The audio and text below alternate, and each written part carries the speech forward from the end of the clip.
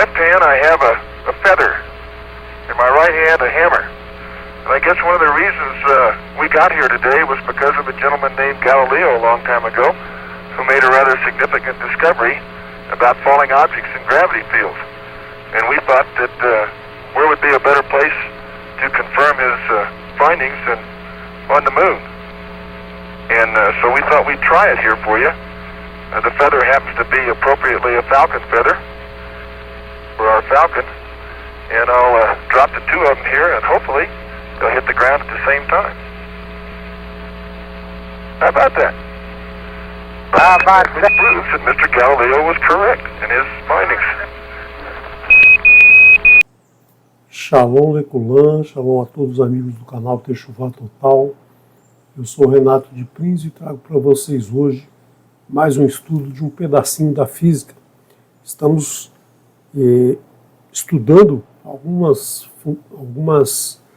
princípios básicos da física,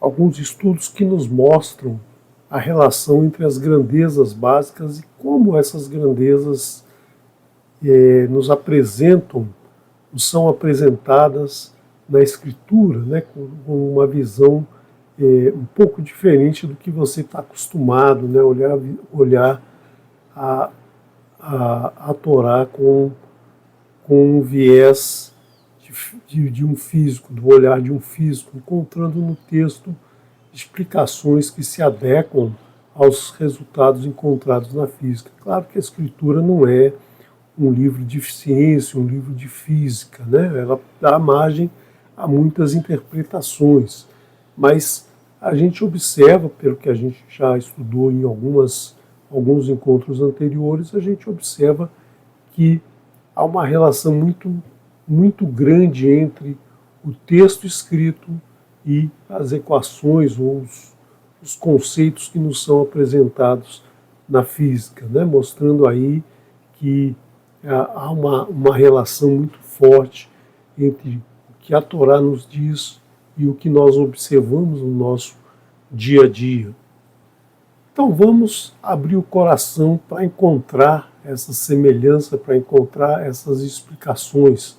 No último encontro nós vimos até as relações de espaço, tempo e matéria.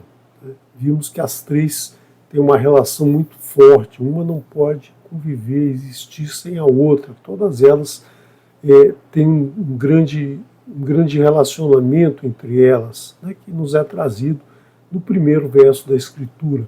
E nós vimos que toda partícula se movimenta, toda partícula ou toda matéria, ou todo corpo que existe, né, como nós chamamos na física, todo corpo que existe, que possui massa, que possui átomos, que é formado por átomos, ele se movimenta, não existe nada parado no universo, como nós já salientamos aqui. E nós vimos que se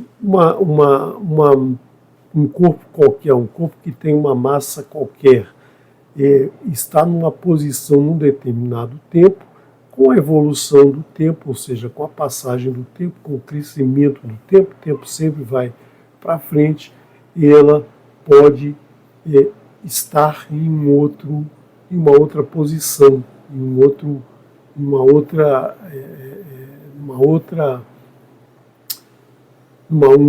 posicionamento em relação à primeira observação. E nós podemos observar que, com o passar do tempo, se a gente observar, né, observar e medir na ciência, na física é a mesma coisa. Se a gente observar em intervalos regulares ou intervalos iguais de tempo, essa massa, esse corpo pode se mover em espaços iguais ou pode se manter na mesma posição ou pode se mover ocupando diferenças de posições distintas, né, como nós observamos até aqui. E nós vimos que podemos estudar melhor, né, uma forma melhor de estudar não é medir um tempo grande, mas medir tempos muito pequeninos, muito tempos em que a gente observa um segundo,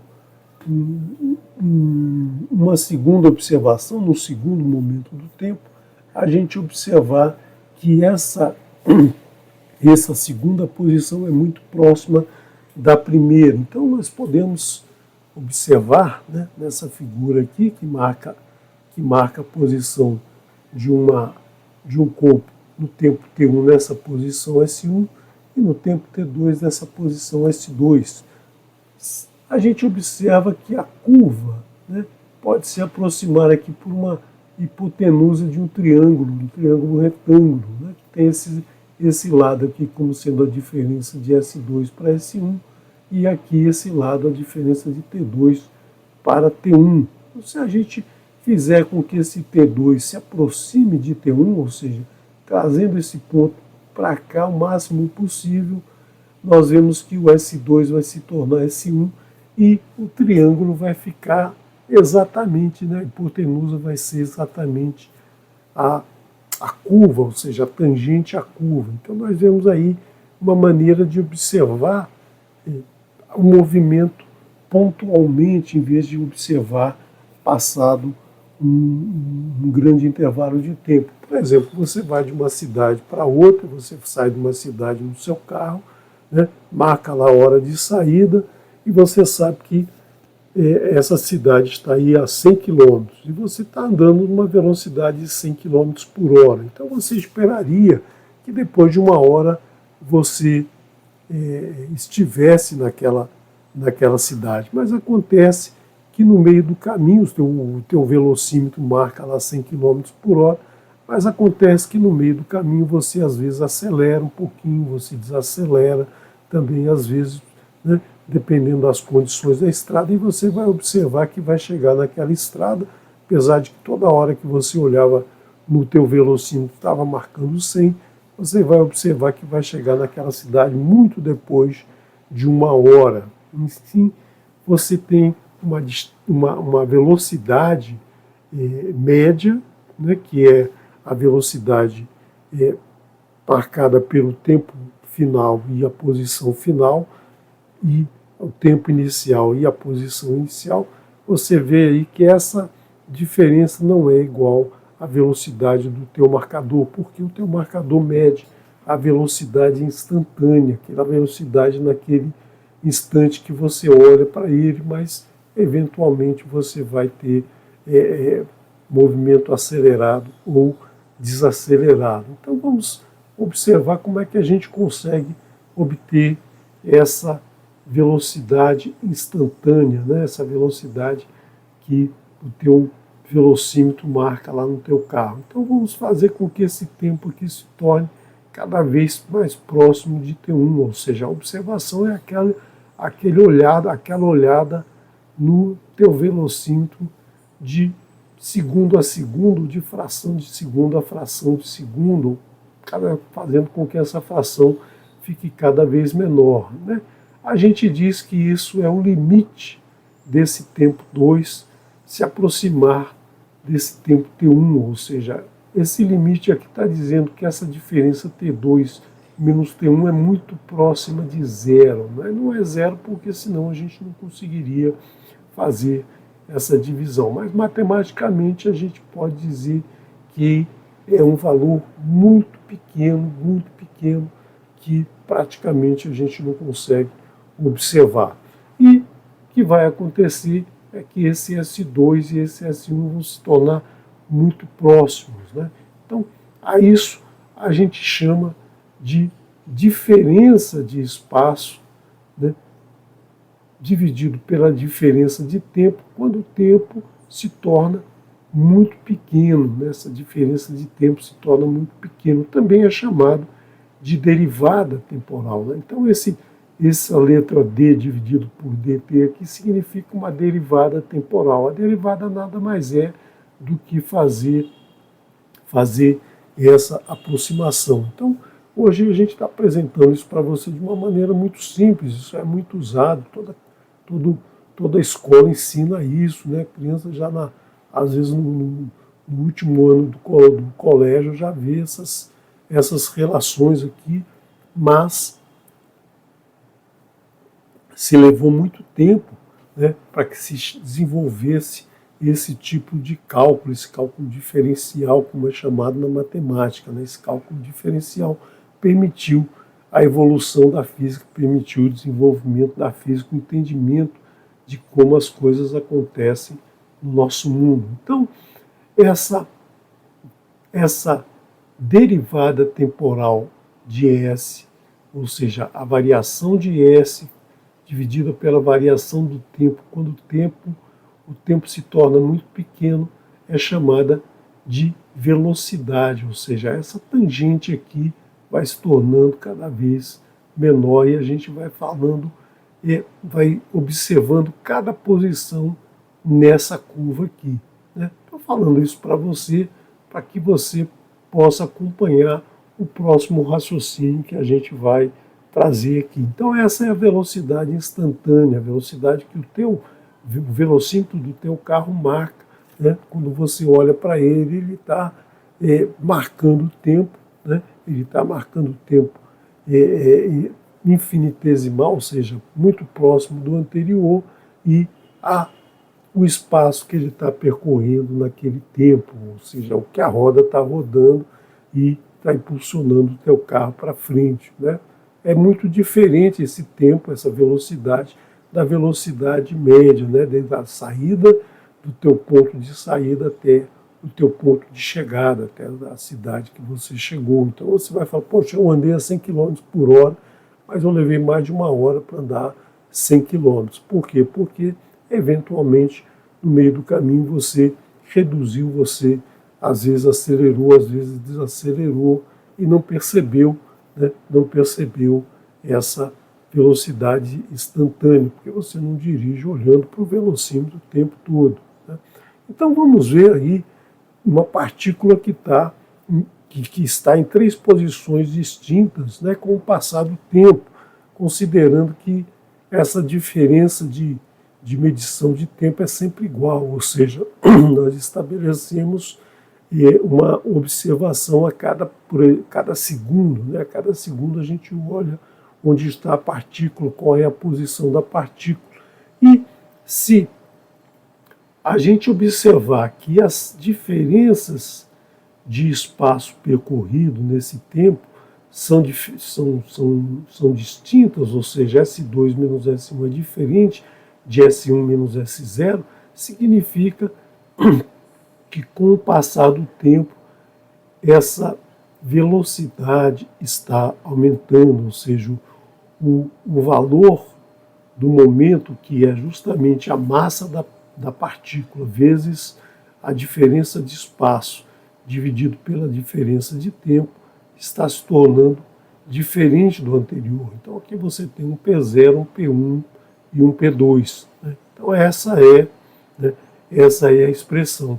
Então nós podemos dizer que esse valor de momento, né, essa quantidade de movimento está variando no tempo, ou seja, P2 menos P1, nós dividimos por T2 menos T1, e está nos mostrando que existe essa variação aqui, da mesma maneira que a gente fez anteriormente para achar a velocidade. Então, P2 menos P1 é mv2 menos mv1, ou seja, a massa da partícula vezes a velocidade dela naquele ponto.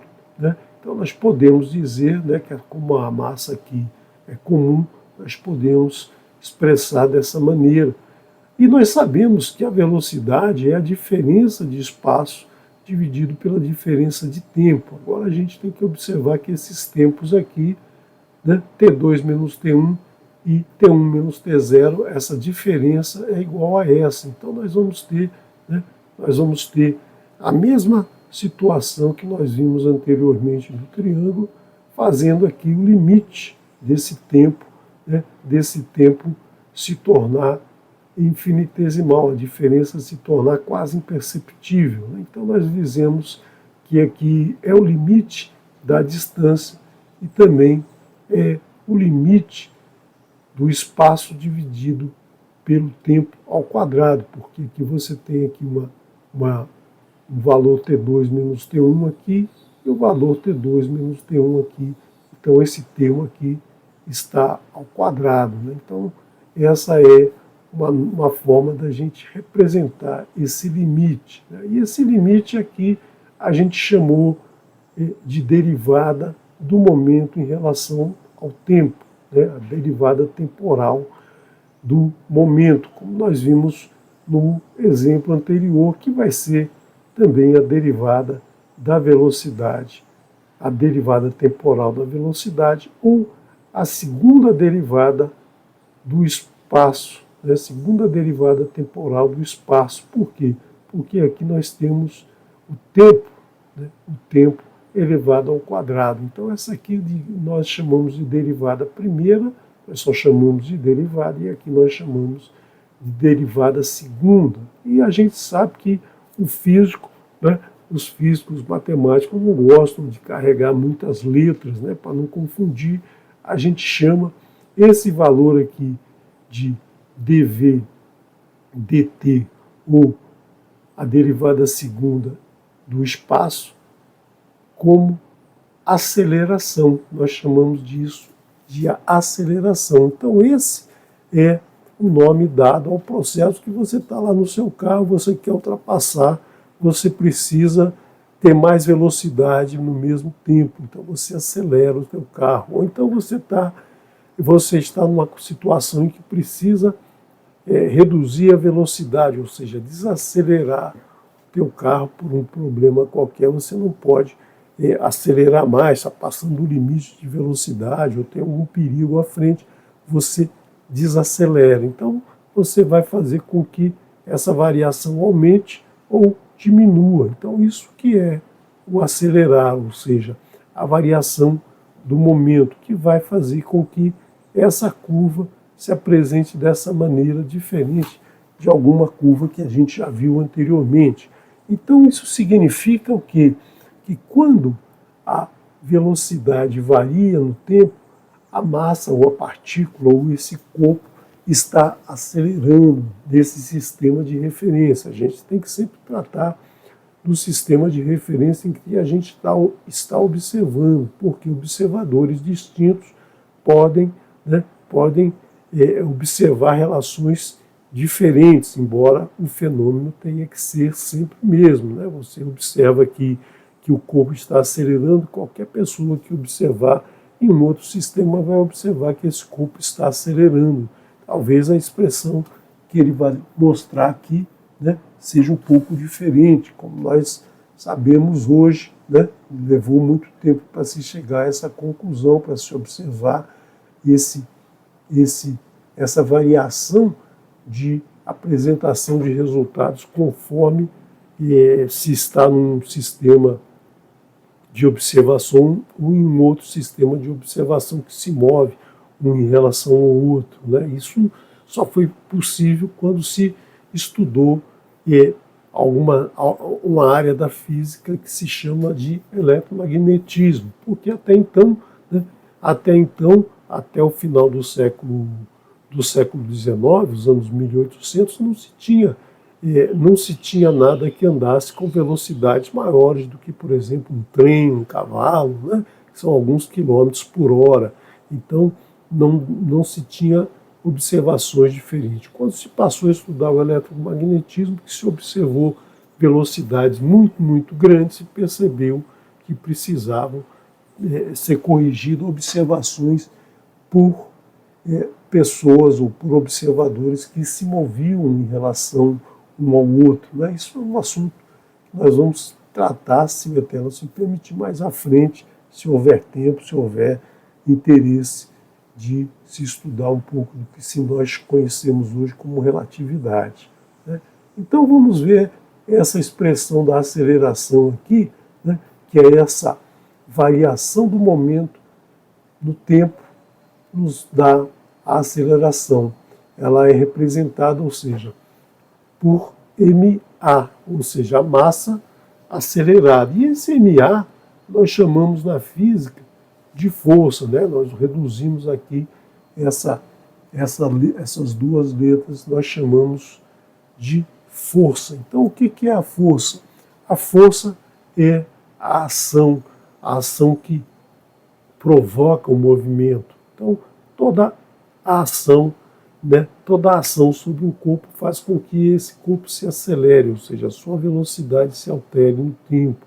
Quando não há ação, esse corpo não se move dessa maneira. A variação da sua velocidade não existe no tempo, ela é sempre a mesma, né? Então, nós vemos que esse conceito foi introduzido, né?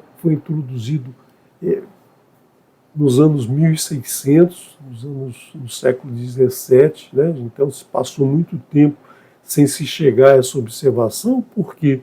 Porque a observação da física, a observação da natureza e a apresentação de resultados dessa forma não era permitida, né? Era tratado como contrário à escritura. E nós estamos vendo que, até agora, tudo que eu apresentei está conforme a escritura, está conforme é apresentado na escritura. Mas as religiões dominavam o pensamento e aí o pensamento científico não pôde se desenvolver.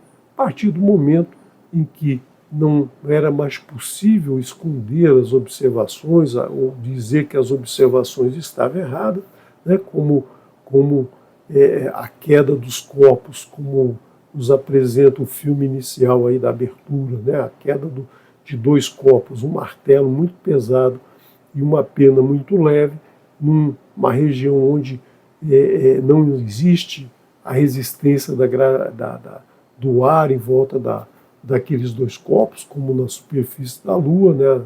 Não existe uma atmosfera ali que impeça esse movimento, né? Que resista a esse movimento, se percebe que eles caem ao mesmo tempo. Até então, até o século XVI, se pensava que o corpo mais pesado caía mais rápido, né? Então, Galileu Galilei, né, como é citado no vídeo, Galilei diz que não era assim que funcionava, não era de outra maneira, né? Então, nós conseguimos, a partir do século XVII, ter um grande avanço na ciência, e a ciência foi se afastando da religião, a religião foi perdendo esse espaço, esse domínio sobre a ciência.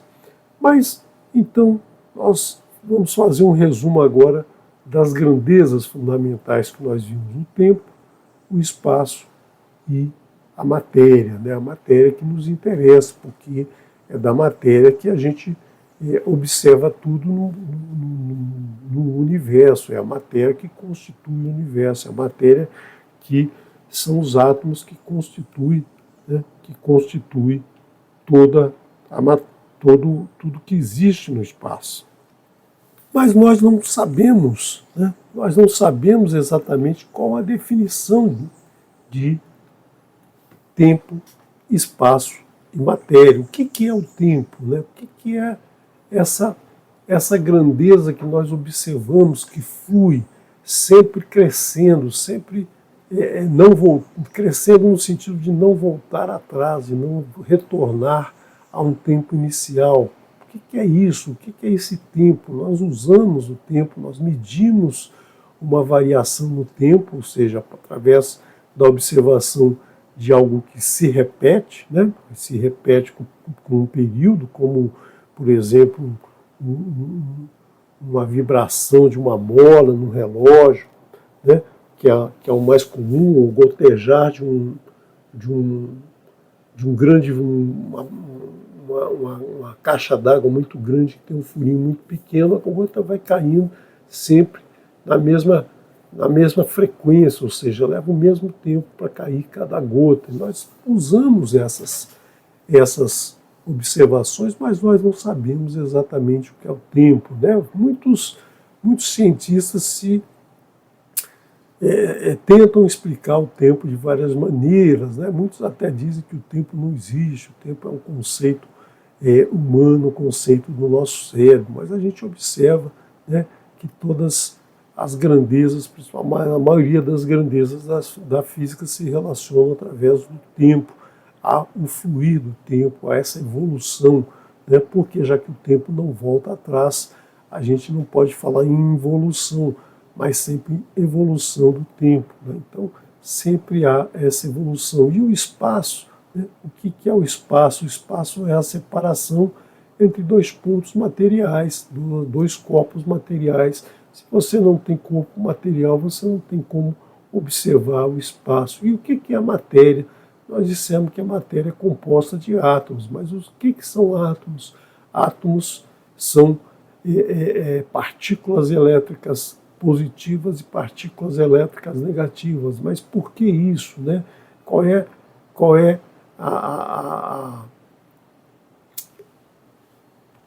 tendo em vista o conhecimento que a gente tem nos dias de hoje? Então vamos dar mais um passo, né? Vamos ver a relação, revisar aquela relação da matéria com o tempo. Então, um corpo pode estar parado ou em movimento linear. Nós observamos isso nos últimos estudos. O corpo estava parado ou em movimento linear quando a gente observou a variação de espaço durante a variação de um tempo. Ou também o corpo pode estar com um movimento variável, ou seja, a sua velocidade pode variar com o tempo. E para isso, ele precisa estar submetido a uma ação.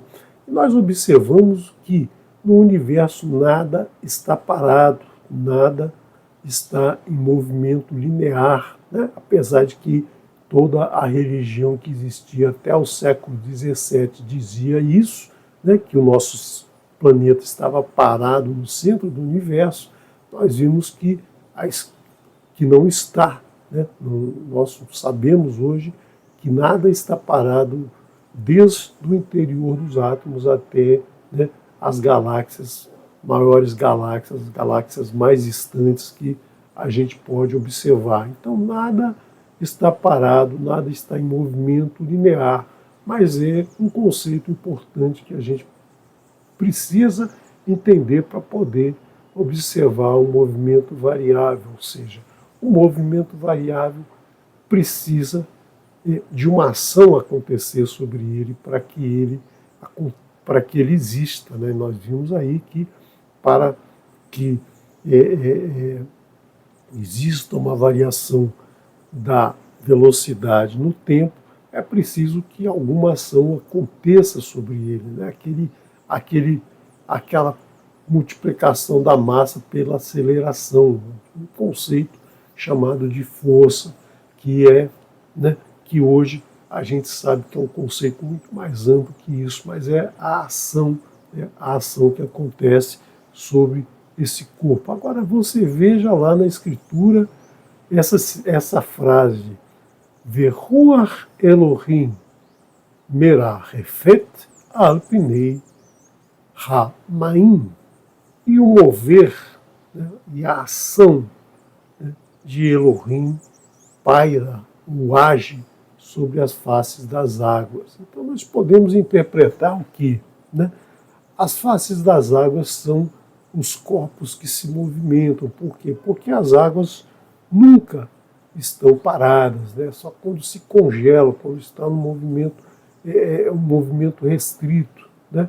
Elas estão paradas, mas as águas estão sempre se movimentando. As águas estão sempre, né, são sempre inconstantes como a água. Nós temos uma última porção do livro de Bereshit, que é a porção Vayeri, ela nos traz uma bênção que Yaakov dá a seus filhos, e Yaakov diz para o seu filho Reuven: você é inconstante como as águas, ou seja, você flui o tempo todo, você se movimenta o tempo todo, você nunca termina aquilo que começa, você está sempre, né, está sempre fugindo de um lado para o outro. Assim é a representação das águas. Nós representamos na ciência tudo que é fluido por água, né, ou tudo que se move assim como um fluido, tudo que tem essa característica. Então aqui nós vemos que o Ruach é justamente esse mover, essa ação que faz com que tudo no universo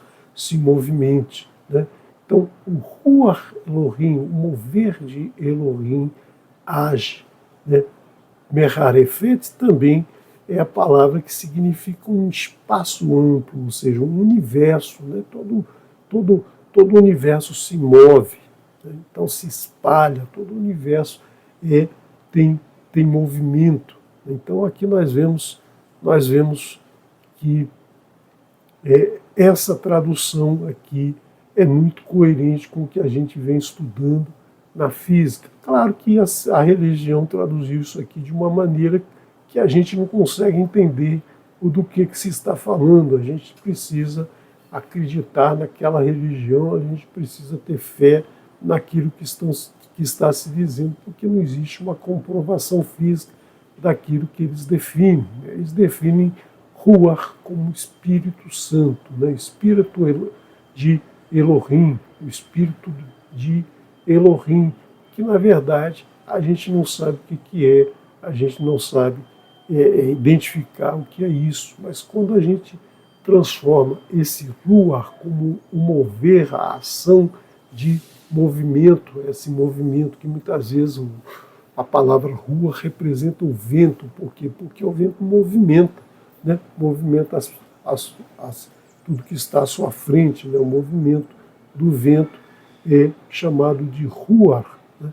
Ruach é justamente essa força, esse mover de Elohim, né? Elohim, que é a força que conduz, aqui nós vemos pela palavra Elohim, né? As letras, o Aleph que representa a força, representa o boia, né? Representa o touro, aquele que tem força.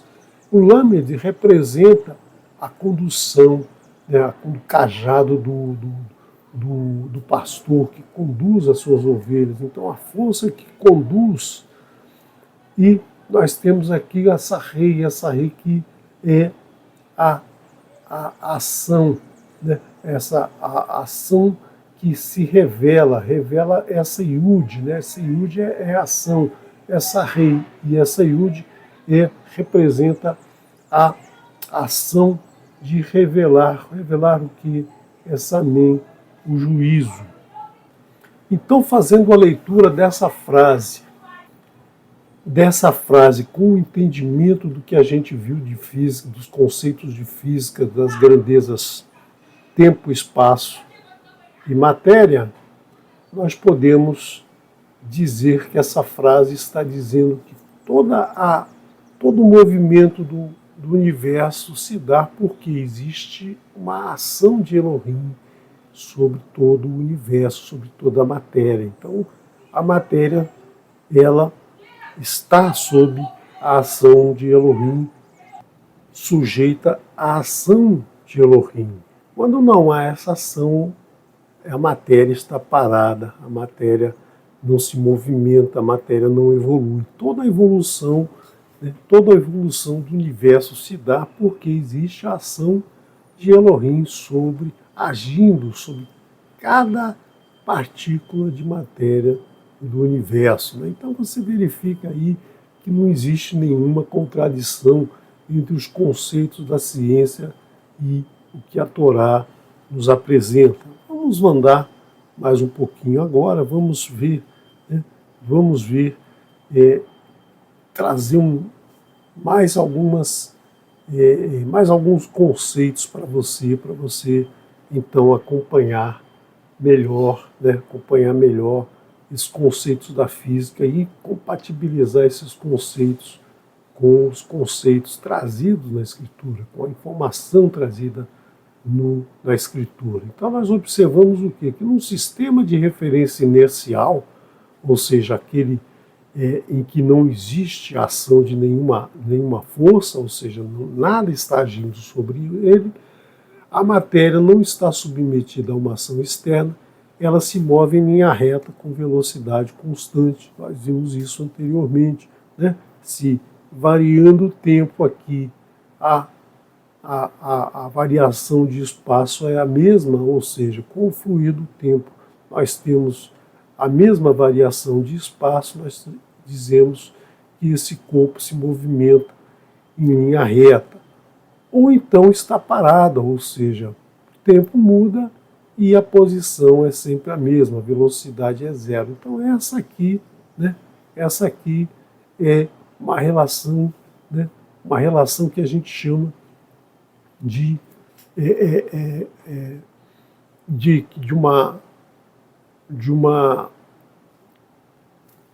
uma situação em que a força, ou seja, a ação sobre a matéria é nula, ou seja, esse F não existe força atuando, a partícula está em movimento retilíneo uniforme ou a partícula está parada. É uma situação, né, uma situação muito limite no universo. Não existe essa situação no universo que a gente observa que tudo está em movimento. Claro que a gente pode fazer observações, né, fazer restrições ao ambiente que a gente está medindo e afirmar que aquele movimento é um movimento retilíneo uniforme dentro de um sistema de referência reduzido. Por exemplo, você está no seu carro andando numa estrada lisa, retinha, sem nenhuma curva, sem nenhum problema, você pode dizer que o seu carro está em movimento retilíneo uniforme. Para você, o seu carro está no movimento retilíneo uniforme. Mas para alguém que está a bordo de um avião, por exemplo, ele pode dizer que você não está em movimento retilíneo uniforme, você está com um movimento alterado. Então, depende do sistema de observação, do sistema de referência que você adota. Então, esse é o sistema de referência inercial, ou seja, aquele que não há nenhuma ação agindo sobre ele. Essa regra é conhecida como primeira lei de Newton, né? E ela é ainda muito usada, muito importante para a gente poder fazer cálculos estruturais de prédios, de pontes, de estradas, né? Tudo que a gente constrói no nosso mundo, a gente restringe a esse sistema.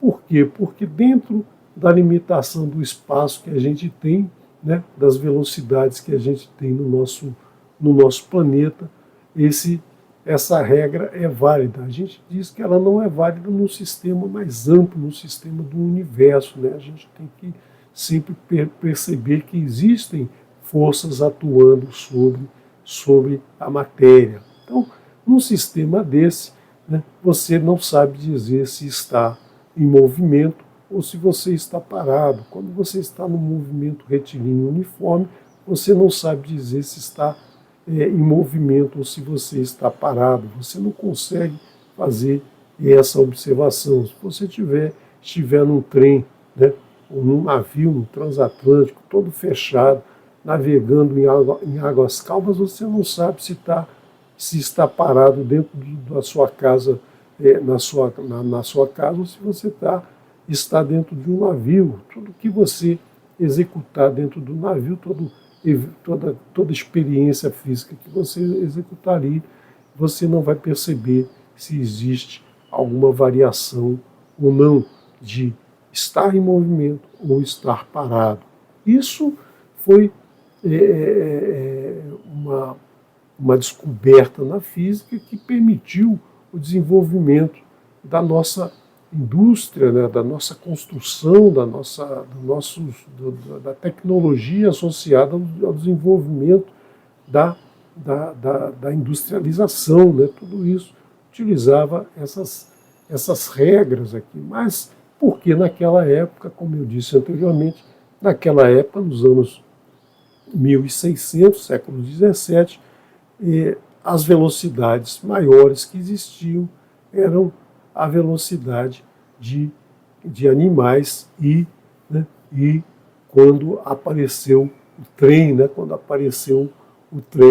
você começou a se perceber velocidades um pouco maiores, ou então através do uso da pólvora, né, descoberto lá pelos anos 900 da nossa era, mas que se tornou prática a partir dos anos 1200, né, que se passou a usar pólvora, se começou a ter projéteis que se moviam com velocidades maiores, ou seja, no mesmo espaço de tempo percorriam distâncias maiores, mas ainda não eram significativas para alterar as observações que se fazia no movimento parado ou em velocidade, se movendo com velocidade constante.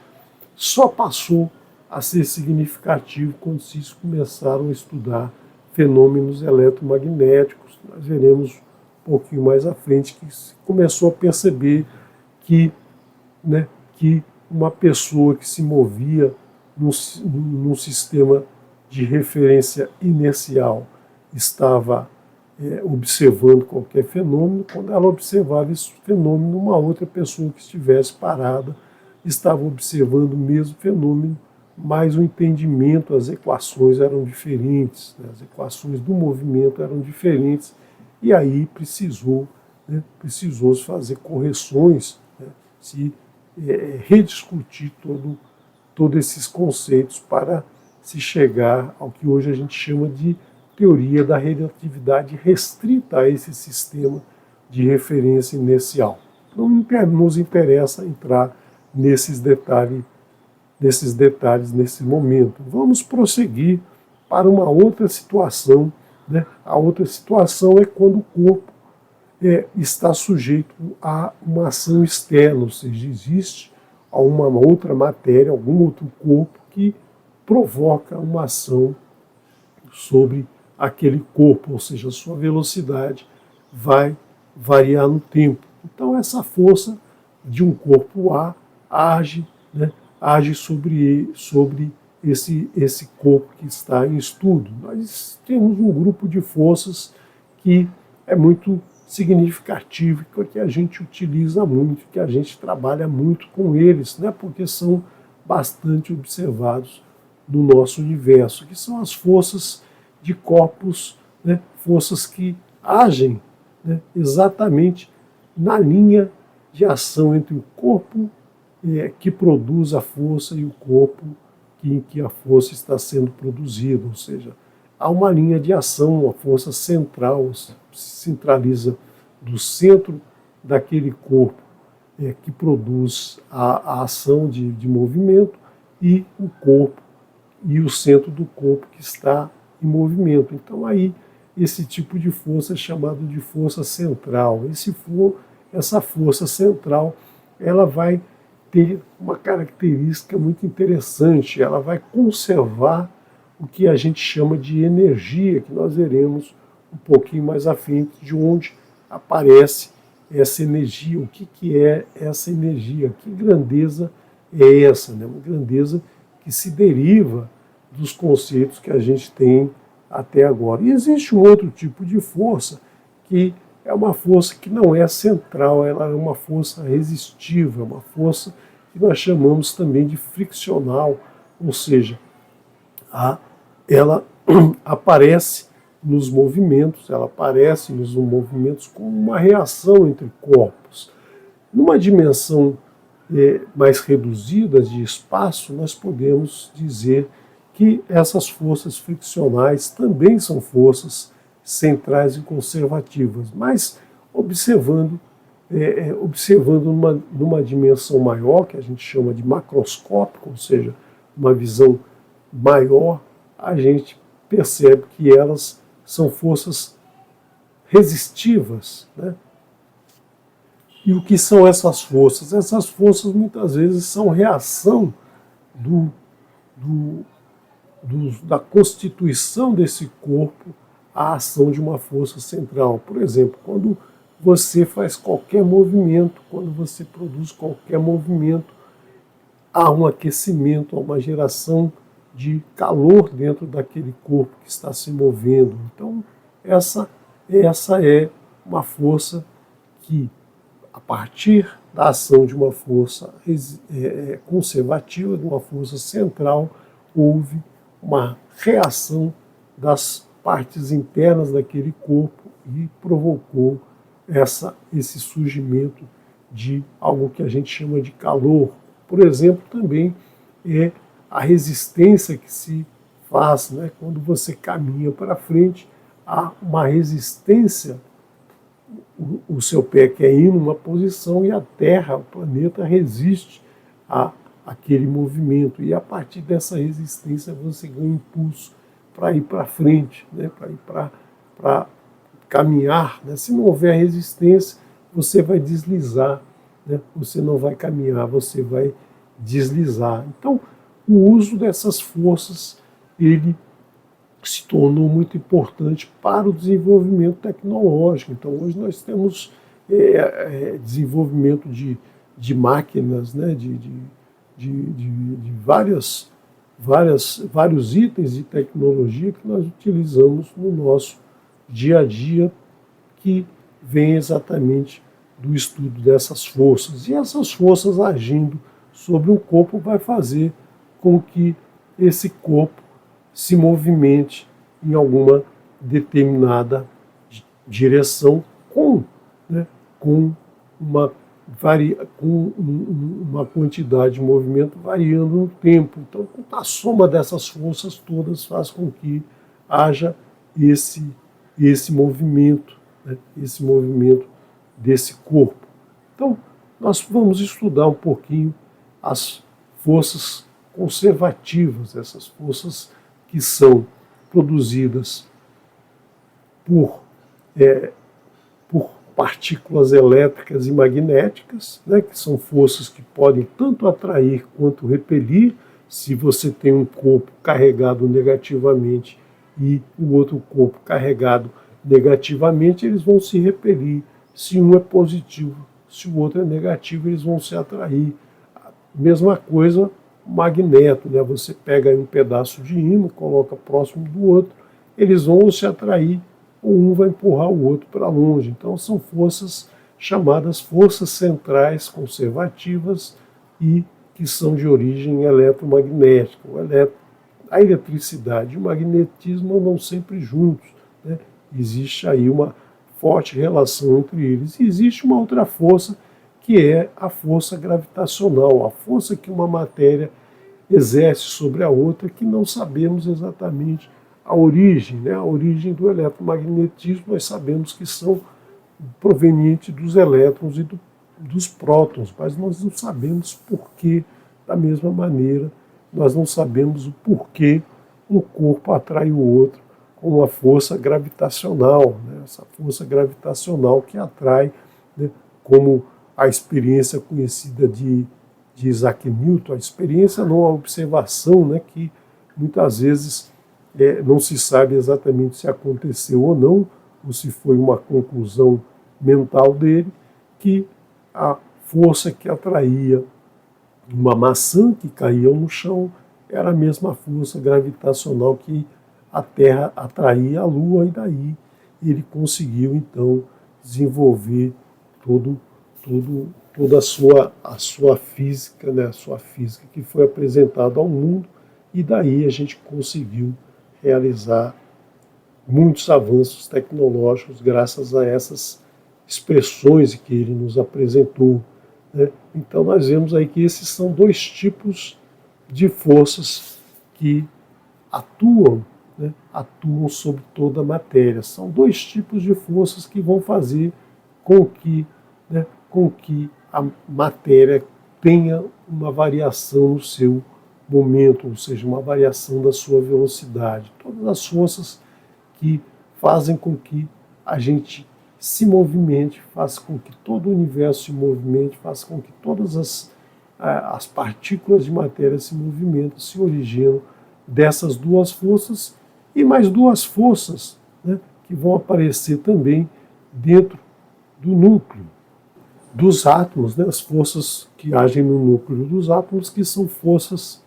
conhecidas como força nuclear forte, força nuclear fraca, ou seja, esses quatro tipos de forças são responsáveis pelos movimentos em todo o universo, de todas as partículas do universo. Sempre lembrando que existem aquelas forças resistivas que não são em uma escala macroscópica entendida como essas forças, mas se você se aprofundar a elas, entender como elas atuam nos corpos, você vai chegar à conclusão que elas são forças desse mesmo tipo aqui, são forças que numa escala reduzida são forças conservativas também, né? Então são esses 4 tipos de forças que nós temos no nosso universo. Essa é a famosa segunda lei de Newton, né? Essa lei de Newton diz que todo corpo, né, todo corpo submetido à ação de uma força, ele se movimenta com uma aceleração. Todo corpo em que o conjunto de forças age sobre ele, ele um conjunto de forças externas de uma outra matéria age sobre ele vai se movimentar, né? A sua velocidade vai variar com o tempo. Essa é a segunda lei, né, que é válida em todo o universo, né? Escrita dessa maneira que a gente colocou aqui, ela é válida em todo o universo, né? Nós precisamos introduzir nos conceitos da física que estudávamos até os anos 1900, conceitos que introduziram algumas alterações na forma de observar, na forma de apresentar os resultados observados por observadores que se moviam em relação um ao outro, seja num sistema de referencial inercial, aquele sistema em que nenhuma força haja, a partícula está em movimento retilíneo, uniforme ou parado, ou seja, num sistema em que há uma força gravitacional atuando, né? Então isso é a base do estudo da relatividade apresentada por Albert Einstein lá nos anos 1905, 1915. Ele apresentou essa teoria. E nós temos também, né, nós temos que levar em conta nessas observações o comportamento que ocorre dentro dos átomos, né? Dentro dos átomos há necessidade de se introduzir correções, observações mostraram que correções devem ser introduzidas, apesar de que o conceito se mantém, né? Nós precisamos apenas fazer correções para que a nossa observação represente exatamente o fenômeno que acontece. Existe uma outra situação, né? Existe uma outra situação quando uma matéria age sobre a outra, né? É que, por exemplo, aqui uma força gravitacional de uma massa m grande que atrai uma massa m pequeno, aqui são considerando aqui duas massas, essa força,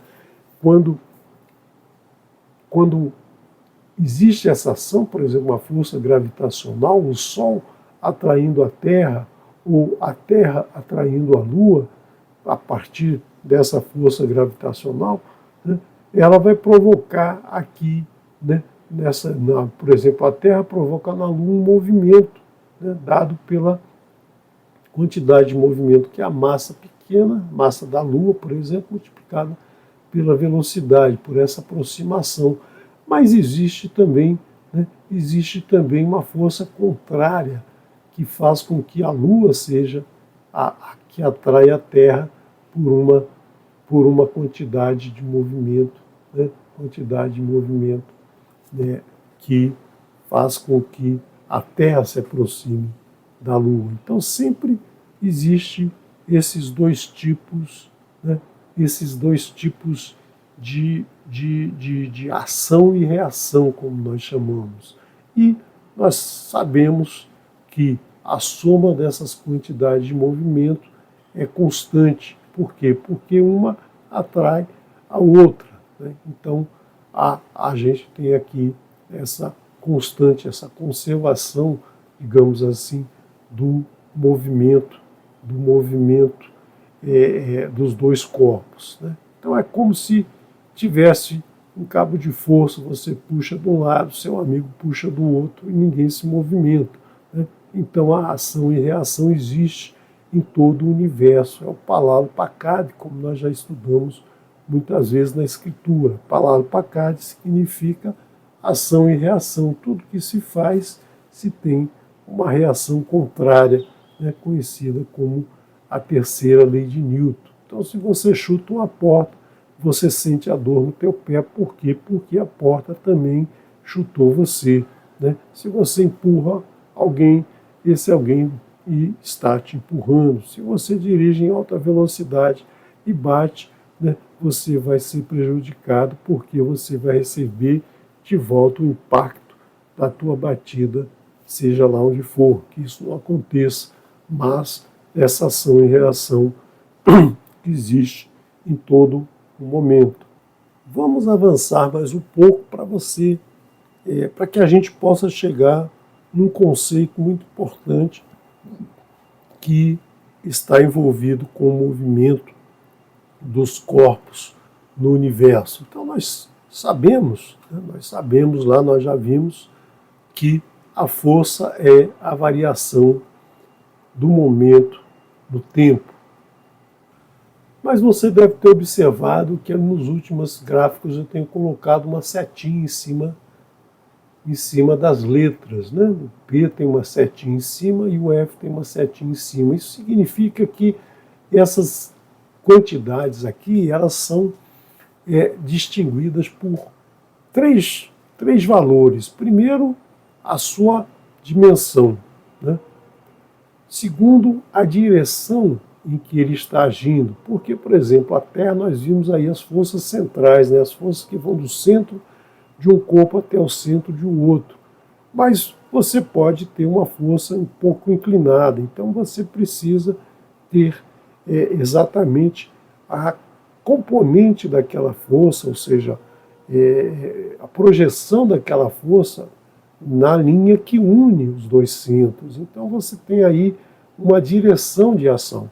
E você tem um sentido, por exemplo, quando as forças são atrativas, o sentido é de aproximação das duas matérias, dos dois corpos. E quando a força é repulsiva, o sentido é de afastamento, né? Afastamento daqueles dois corpos. Nós chamamos essas grandezas de grandezas vetoriais. Então, por exemplo, você pode estar indo numa direção Rio-São Paulo no seu veículo, né? Então você está dirigindo a 100 km por hora na direção Rio-São Paulo, mas você pode estar indo na direção saindo do Rio, indo para São Paulo, que é o sentido, ou você pode estar no sentido São Paulo-Rio. A direção é a mesma, a estrada é a mesma, mas você pode estar numa direção ou em outra, num sentido ou em outro. Na física nós chamamos de direção o que une os dois pontos. O sentido é do ponto que se sai ao ponto que se chega. Então essa é a grandeza vetorial e muitas vezes é muito trabalhoso lidar com grandezas vetoriais. Nós precisamos saber as projeções, as ligações entre um corpo e o outro. Isso é muito mais trabalhoso. Então nós podemos utilizar que nós chamamos de grandezas escalares. E como a gente transforma essa informação ou esse raciocínio em uma grandeza escalar? Vamos fazer primeiro o uso desse artifício. Nós vamos multiplicar aqui do lado esquerdo pela quantidade de movimento, tanto uma expressão quanto essa expressão, né? Se a gente multiplica dois lados de uma equação pelo mesmo número, a gente não mudou nada, né? Desde que esse número não seja zero. Mas ele não é zero porque nós vemos aqui que ele representa a massa vezes a velocidade. Na matemática nós sabemos que quando uma função qualquer, um corpo qualquer, um número qualquer está elevado ao quadrado, é ele vezes ele mesmo. E a derivação, ou seja, a variação temporal desse produto aqui é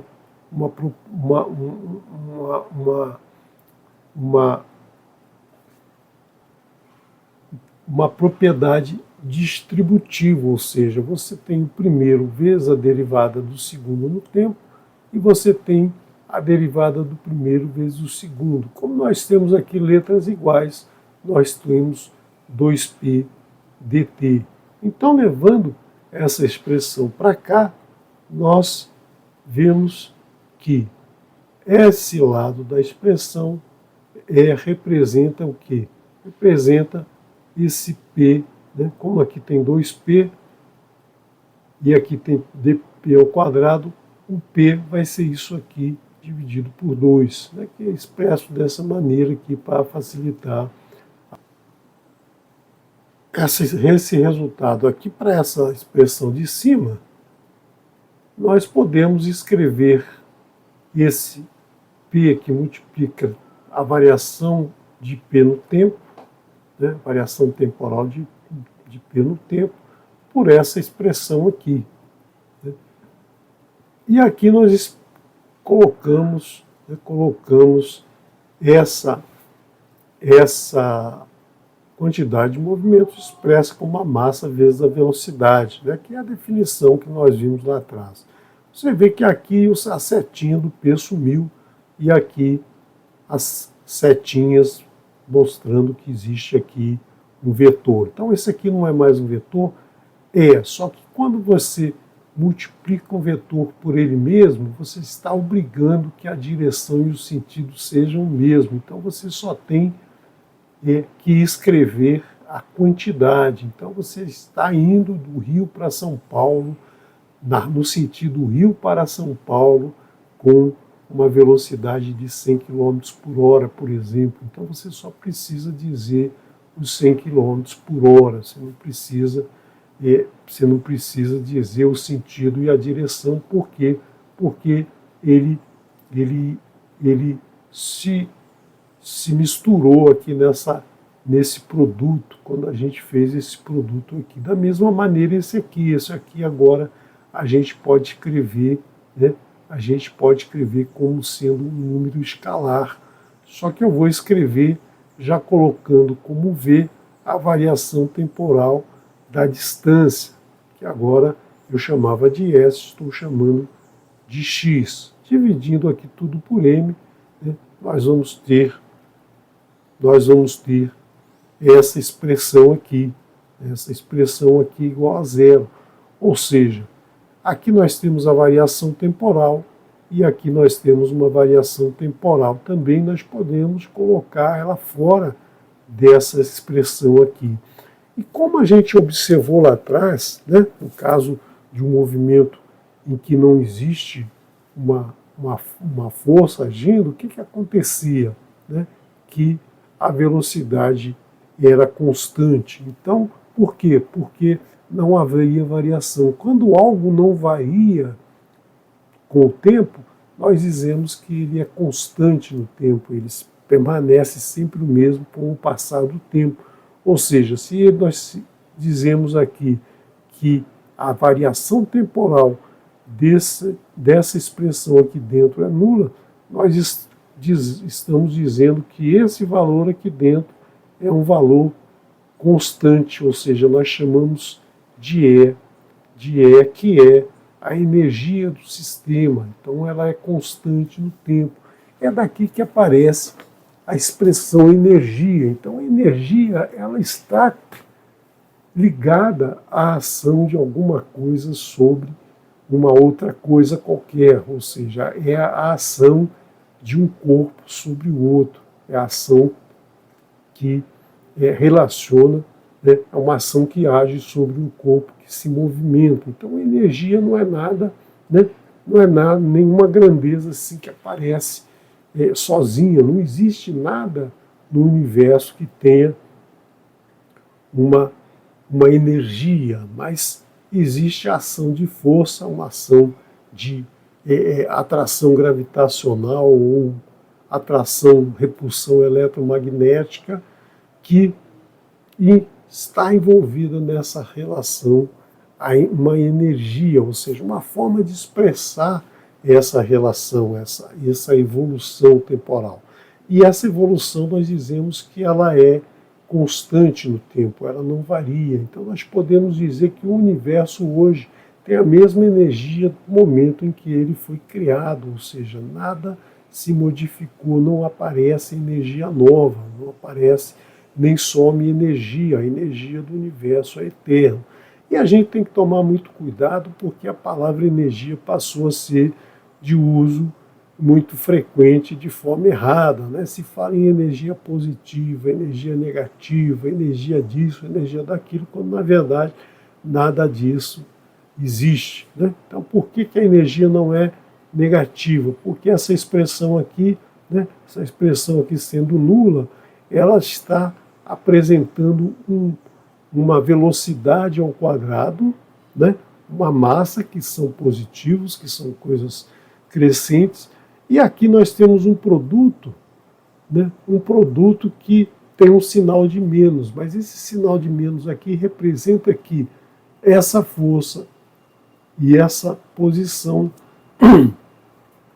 estão em sentido contrário. Então, se a força é atrativa, a distância entre o corpo que aplica a força e o corpo que sofre a força diminui. Então, se a força é repulsiva, a distância aumenta. Então, a distância, e nós vimos lá no início que não existe distância negativa, é simplesmente o sentido em que se caminha a partir do zero. Então, esse sinal negativo aqui é justamente para contrabalançar o sinal negativo desse produto. Esse produto sempre dá um resultado negativo que multiplicado por esse aqui vai dar um resultado positivo. Então a energia sempre é positiva, não existe energia negativa, nem ninguém tem energia negativa, né?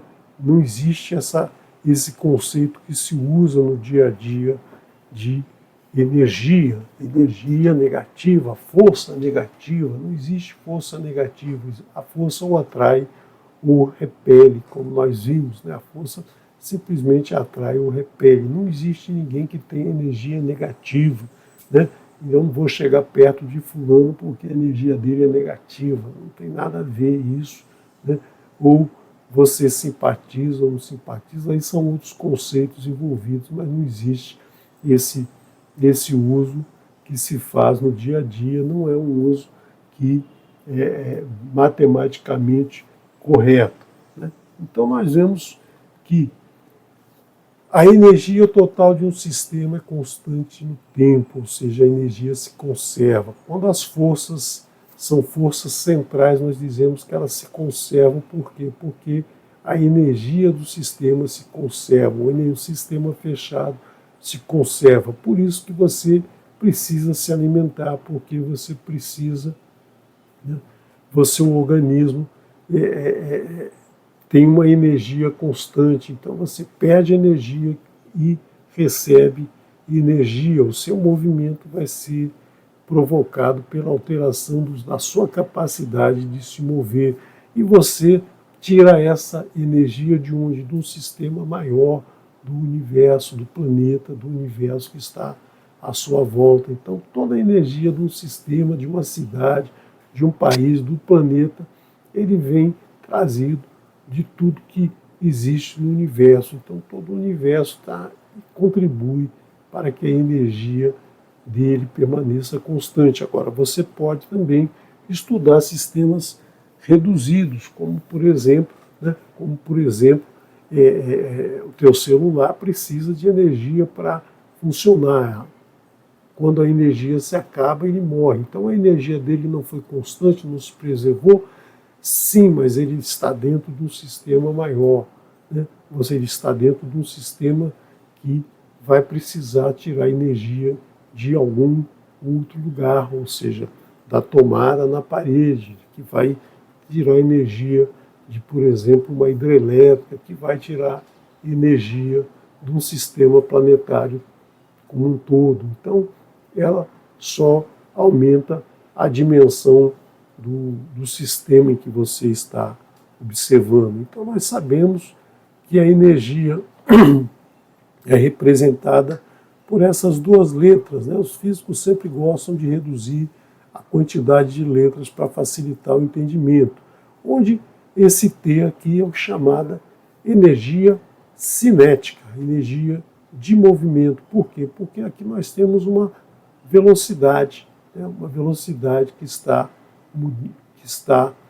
agindo aqui na partícula. Essa partícula está se movimentando, e uma energia potencial, aquela que tem a capacidade de gerar movimento, que é justamente aquele menos Fx que apareceu lá, né? Então essa energia é sempre positiva. Por quê? Porque esse V sempre é positivo e esse T sempre é positivo. As duas se equilibram. Se tem muito movimento, vai se perder um pouco dessa energia potencial. Se tem muita energia potencial, o movimento se reduz, de forma que há o equilíbrio da energia do sistema. O sistema mantém uma energia constante. Por isso que você não tem como tirar energia, criar energia do nada, né? Sempre vai ter a necessidade de alguma coisa transferir energia para o movimento. Então, a nossa alimentação transfere energia para o nosso movimento. Os nossos sistemas eletrônicos precisam de uma bateria, precisam de uma fonte, né, que vai fornecer energia. Então, todo o universo funciona dessa maneira, desde os átomos, desde o interior dos átomos até as grandes galáxias. E nós estamos chegando aqui no resultado, né, que a gente quer demonstrar. Na verdade, né, que a gente quer demonstrar é de onde vem, né, aquele número que a gente encontrou na porção Itrô, né, 5.778, que aparece lá na porção Itrô. A gente precisou conhecer isso tudo da física para poder entender agora. Espero que no próximo encontro a gente já consiga chegar mais próximo daquele número, né? Então acompanhe esse próximo estudo para a gente poder trazer mais resultados para você. Shalom, shalom. Nos vemos amanhã num pedacinho da Torá.